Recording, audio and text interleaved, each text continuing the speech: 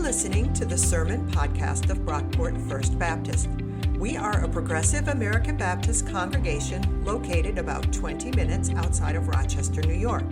To learn more about our church and support our ministries, please visit brockportfirstbaptist.org. After 2 whole years, Pharaoh dreamed that he was standing by the Nile, and there came up out of the Nile 7 sleek and fat cows, and they grazed in the reed grass.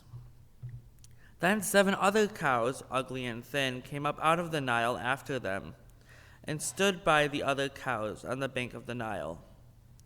The ugly and thin cows ate up the 7 sleek and fat cows. Then Pharaoh awoke. Then he fell asleep and dreamed a second time. 7 ears of grain, plump and good, were growing on one stalk. Then 7 ears, thin and blighted by the east wind, sprouted after them. The thin ears swallowed up the 7 plump and full ears. Pharaoh awoke, and it was a dream. In the morning his spirit was troubled, so he sent and called for all the magicians of Egypt and all its wise men. Pharaoh told them his dreams, but there was no one who could interpret them to Pharaoh. Then the chief cupbearer said to Pharaoh, "I remember my faults today. Once Pharaoh was angry with his servants and put me and the chief baker in custody in the house of the captain of the guard. We dreamed on the same night. He and I, each having a dream with its own meaning. A young Hebrew was there with us, a servant of the captain of the guard. When we told him, he interpreted our dreams to us, giving an interpretation to each according to his dream. As he interpreted to us, so it turned out. I was restored to my office, and the baker was hanged." Then Pharaoh sent for Joseph, and he was hurriedly brought out of the dungeon. When he had shaved himself and changed his clothes, he came in before Pharaoh. And Pharaoh said to Joseph, "I had a dream, and there is no one who can interpret it. I have heard it said of you that when you hear a dream, you can interpret it." Joseph answered Pharaoh, "It is not I. God will give Pharaoh a favorable answer." Then Pharaoh said to Joseph, "In my dream I was standing on the banks of the Nile, and 7 cows, fat and sleek, came up out of the Nile and fed in the reed grass. Then 7 other cows came up after them, poor, very ugly and thin. Never had I seen such ugly ones in all the land of Egypt. The thin and ugly cows ate up the first 7 fat cows. But when they had eaten them, no one would have known that they had done so, for they were still as ugly as before. Then I awoke. I fell asleep a second time, and I saw in my dream 7 ears of grain, full and good, growing on one stalk, and 7 ears withered, thin, and blighted by the east wind, sprouting after them. And the thin ears swallowed up the 7 good ears. But when I told it to the magicians, there was no one who could explain it to me." Then Joseph said to Pharaoh, "Pharaoh's dreams are one and the same. God has revealed to Pharaoh what he is about to do. The 7 good cows are 7 years, and the 7 good ears are 7 years. The dreams are one. The 7 lean and ugly cows that came up after them are also 7 years, as are the 7 empty ears blighted by the east wind. They are 7 years of famine. It is as I told Pharaoh. God has shown to Pharaoh what he is about to do. There will come 7 years of great plenty throughout the land of Egypt. After them there will arise 7 years of famine, and all the plenty will be forgotten in the land of Egypt. The famine will consume the land. The plenty will no longer be known in the land because of the famine that will follow, for it will be very grievous. And the doubling of Pharaoh's dream means that the thing is fixed by God, and God will shortly bring it about. Now therefore let Pharaoh select a man who is discerning and wise, and set him over the land of Egypt. Let Pharaoh proceed to appoint overseers of the land, and take 1/5 of the produce of the land of Egypt during the 7 plenteous years. Let them gather all the food of these good years that are coming, and lay up grain under the authority of Pharaoh, for food in the cities, and let them keep it. That food shall be a reserve for the land against the 7 years of famine, that are to befall the land of Egypt, so that the land may not perish through the famine. The word of God for the people of God. Thanks be to God. And thank you. Good job, Zach. Let's hear it for Zach. That's a lot. Good job, man. I have to be very careful not to step on a cello. I'm just going to watch it. It's like right there. I'm watching it, Micah, don't worry. So our sermon for today is titled Pharaoh's Nile Nightmare. We are continuing in our study of the Joseph story. It's been 2 years since the reading that we read together last week. If you were here, you might remember Joseph was thrown in jail, even though he did nothing wrong. And while he was incarcerated, his cellmates were the chief baker and the chief cupbearer of Pharaoh, the king of Egypt. The cupbearer and the baker each had a dream. Joseph interpreted those dreams, and his interpretations came true. The cupbearer was released from prison and restored to his position under Pharaoh, and the baker was hanged. And Joseph asked the cupbearer, "Please put in a good word for me with Pharaoh. Help me get out of this dungeon, for I've done nothing wrong." Do we remember the story from last Sunday, those of us who were here? And then what happened? Did the cupbearer remember Joseph? No. What did he do? He forgot about him. He forgot all about Joseph for 2 whole years. Joseph is sitting in this prison. But then Pharaoh has a dream. It was a nightmare. Pharaoh called up all his wise men, magicians, the dream interpreters of Egypt. None of them could make heads or tails of this dream. But then the cupbearer remembered Joseph. "Hey, boss, do you remember a couple years ago when you got really mad at me and you put me in prison? Well, I met a guy on the inside who can interpret dreams. He interpreted my dream and the chief baker's dream, may he rest in peace, and both dreams came true. Maybe he could help you." So Pharaoh summons Joseph. Joseph washes himself, shaves, probably the first shave he's had in a long time. He puts on some proper clothes, and then he comes and appears before the king. Pharaoh tells his dreams to Joseph. Joseph interprets the dreams, and then he winds up saving the entire kingdom of Egypt from a famine. Do we know this story? Have you seen the musical? Yeah.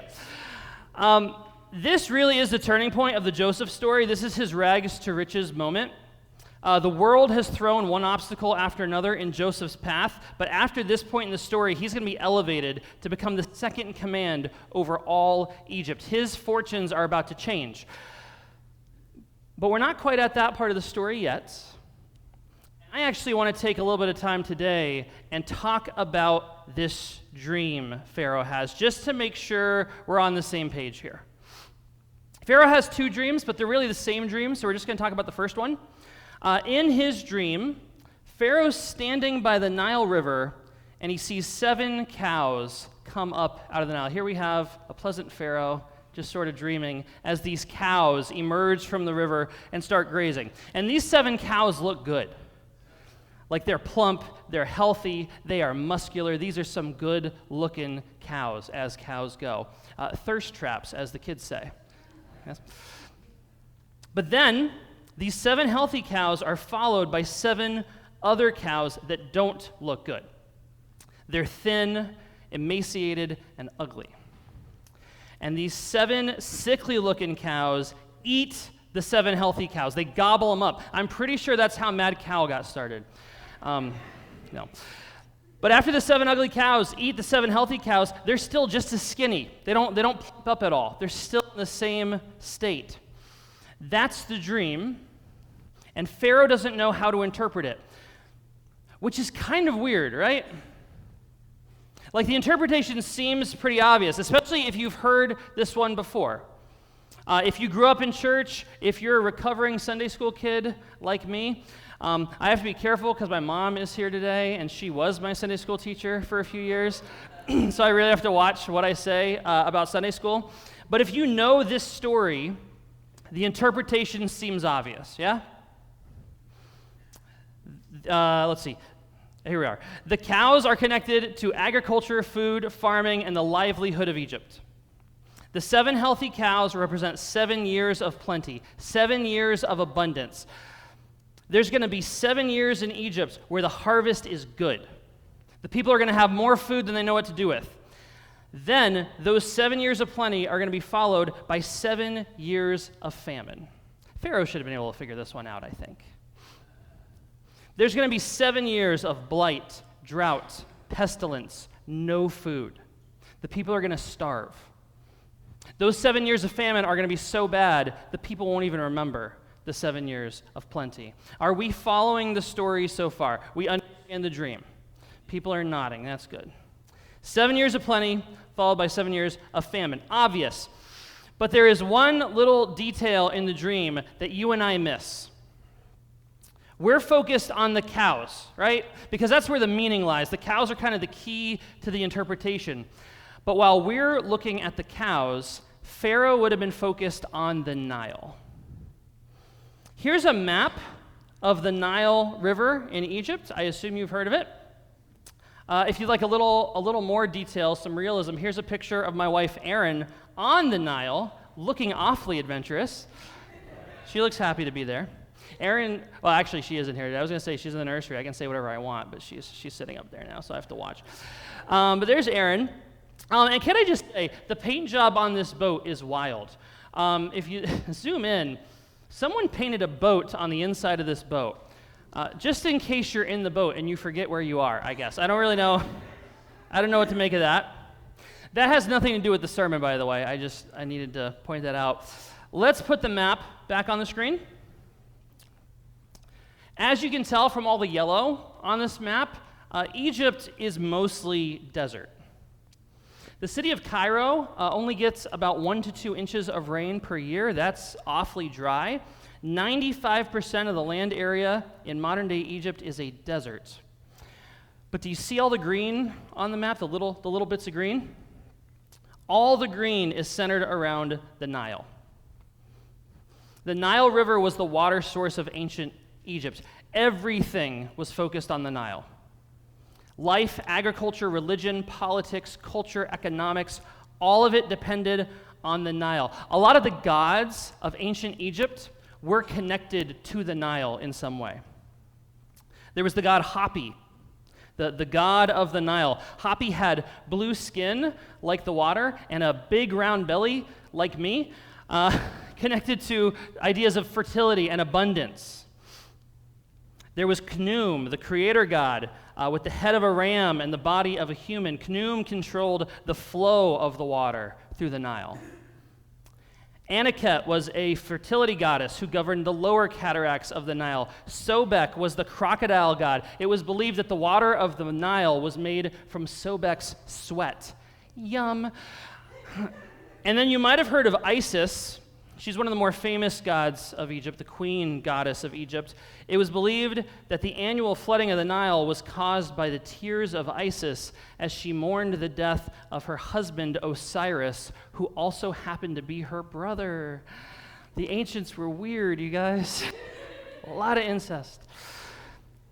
But connected to all these gods and goddesses, the one person who served as the bridge between the people of Egypt and the gods of the Nile was Pharaoh. Pharaoh wasn't just the king of Egypt. Pharaoh was the high priest of Egypt, a living god. Pharaoh was the word of God made flesh. Pharaoh represented all the people of Egypt before the gods. His job wasn't just to govern, hold court, and pass laws. Pharaoh's job also included making sure that the Nile flooded every year. That was Pharaoh's responsibility.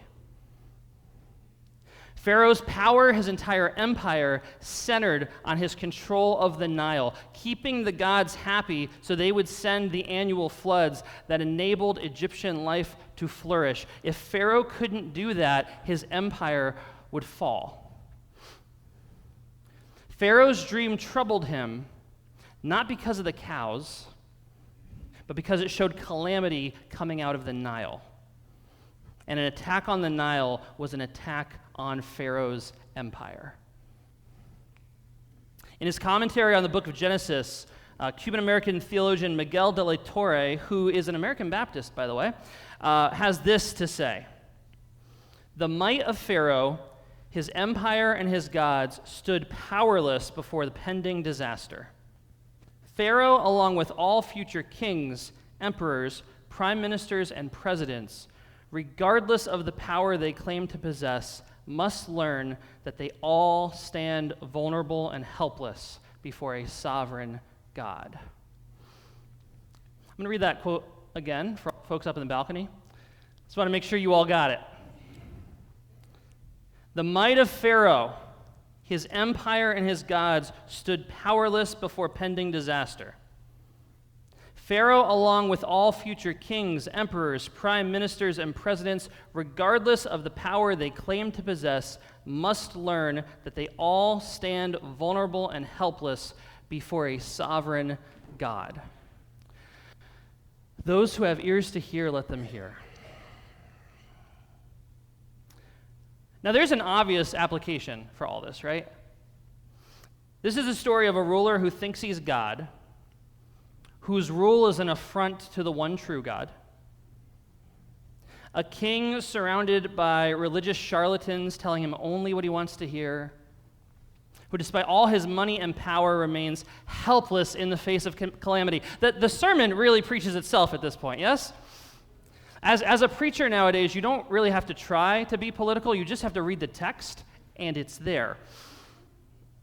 But I want to go a different direction with this one, because we all know that application. That's obvious. That's easy. It's easy to point the finger at Donald Trump. I want to talk about us, you and me, and how this text convicts us.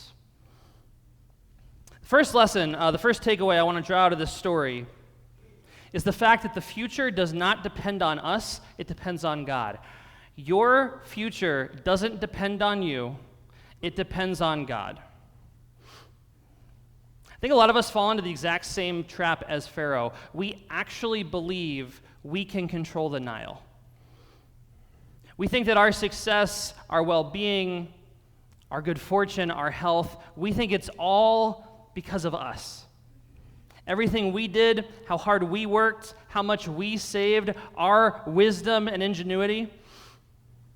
Modern life does a pretty good job of convincing us of this, lulling us into this false sense of security that comes with believing that the stuff you own actually came from you.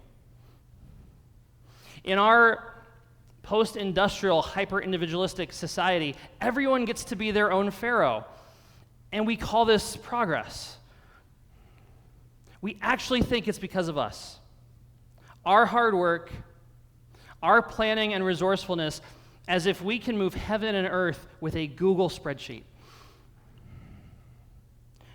Newsflash, none of it is up to us. All of this comes from God. I was telling Jordan last week about how I hate self-help stuff. The whole self-help genre just like rubs me the wrong way. All these gurus and social media influencers trying to sell us the right model to cultivate the perfect life. 7 keys to success that all start with the letter T for some reason. It's nonsense. I don't buy any of it. Our world is chaos. That's page 2 of the Bible. You and I are not in control of our lives. Everything good we have, everything we've saved, everything we've earned, every door that's been opened or opportunity that has been given to us is by the grace of God. God working to protect us, bless us, shield us, and provide for us. It all comes from God. Notice in Joseph's response to Pharaoh how many times he mentions God. Pharaoh said to Joseph, this is verse 5, "I had a dream, and there is no one who can interpret it. I've heard it said of you that when you hear a dream, you can interpret it." Joseph answered Pharaoh, "It is not I. God will give Pharaoh a favorable answer. Pharaoh's dreams are one and the same. God has revealed to Pharaoh what he is about to do. It is as I told Pharaoh, God has shown Pharaoh what he is about to do. And the doubling of Pharaoh's dream means that the thing is fixed by God, and God will shortly bring it about." Joseph is saying, you are not God, Pharaoh. There's only one God in heaven, and he's not you.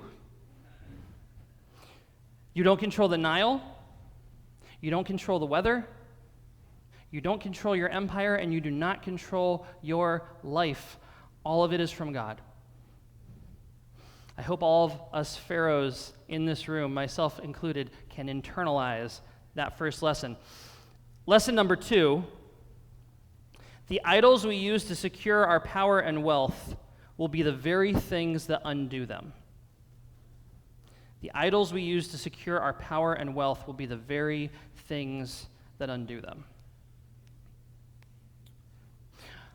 Whatever it is you believe your fortune depends on, whatever forces you're looking to other than God for money, safety, security, those are the forces that will eventually fail you and take all that stuff away. The Nile is going to fail you, Pharaoh. You can't control it. All your river gods, crocodile gods, the deities you look to for abundance, they're going to fail. You're not going to hear anything out of them for 7 years. And look, if talk of gods and idols trips you up a little bit, just substitute the word stuff in point number 2. The stuff we use to secure our own power and wealth will be the very things that undo them. Whatever that stuff is, whatever it looks like. If you trust in your own physical strength, your hands, your muscles, your health, someday that's going to fail you.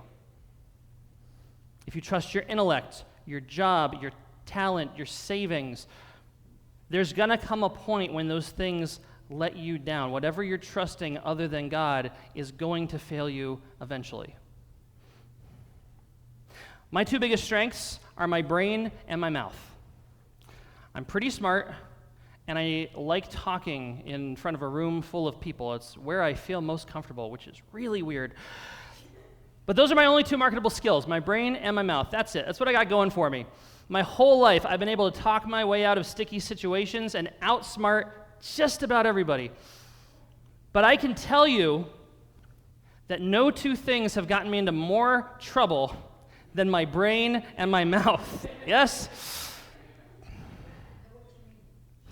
Senora Carmen gets it. The times I've really set myself up to fail, it's because I was trusting this instead of God.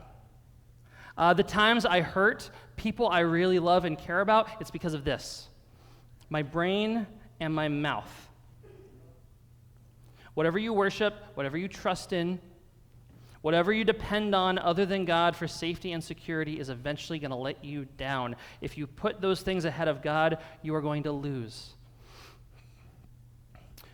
When the United States falls, and it will fall eventually, that is guaranteed, it's going to be our militarism that does us in. Our efforts to police the world and manipulate other countries.